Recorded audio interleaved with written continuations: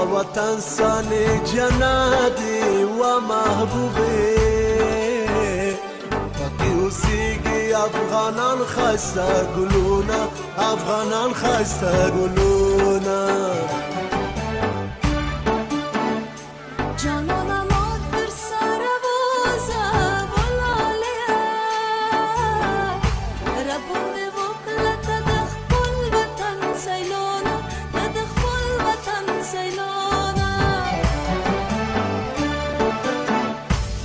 سخی جان زیارت با وکړو و محبوبه مونږ به بیا دواړه د هرات په لورې ځو د هرات په لورې ځو